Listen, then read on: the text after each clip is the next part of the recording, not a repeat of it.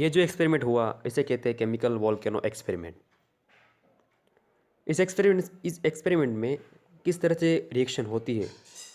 तो सबसे पहले तो ये जो है एमोनियम डाइक्रोमेट, जो एक ऑरेंज कलर का एक सॉलिड फॉर्म में होता है, उसे जब हम हीट देते हैं तो इसका डिकम्पोजिशन हो जाता है। तो हमें मिलता क्या है, Cr2O3। ये वही है जिसे आप देख रहे हैं, एक ग्रीन कलर का जो सॉलिड फॉर्म है वो ये है क्रोमियम 3 ऑक्साइड यानी कि Cr2O3। जो जब हम इसे हीट देते हैं तो जो बाहर निकलता है वो ये है, जो केमिकल वॉल्केनो को एक वॉल्केनो का रूप देता है। और साथ ही साथ स्पार्क्स निकलते हैं। ये स्पार्क्स भी एक वॉल्केनो को अच्छा खासा रूप देता है। ये एक्सोथर्मिक रिएक्शन भी है और इसमें से ऊर्जा भी निकलती है। तो N2 गैस भी निकलता है और वेपर भी, जो वाटर वेपर है वो भी निकलते हैं।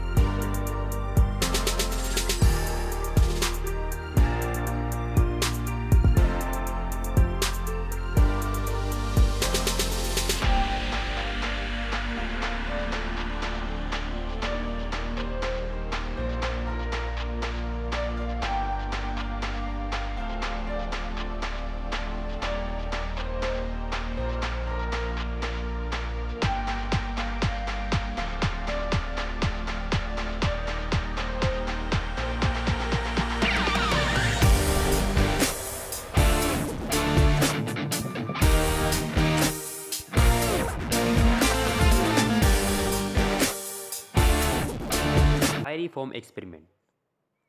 इस एक्सपेरिमेंट में क्या हुआ है ये आपने देख लिया है। एक सोप सॉल्यूशन में गैस को पास किया जिसमें से बबल बने और जिसको हमने आग लगा दी उसमें हीट देके। तो इसका सिंपल एक्सप्लेनेशन ये है कि जिस तरह से हम सोप सॉल्यूशन में एयर को पास करते हैं, तो जब बबल बनते हैं तो अब उस बबल में क्या होता है, एयर होता है, हवा। पर मैंने इस हवा को चेंज करके उसकी जगह पर मैंने गैस को पास किया, मीथेन, ब्यूटेन एट्सेट्रा कोई भी। तो जब बबल बनते हैं तो उस बबल में मीथेन और ब्यूटेन जैसी गैसें होती है। तो जब हम इसे हीट देते हैं तो आग लग जाती है।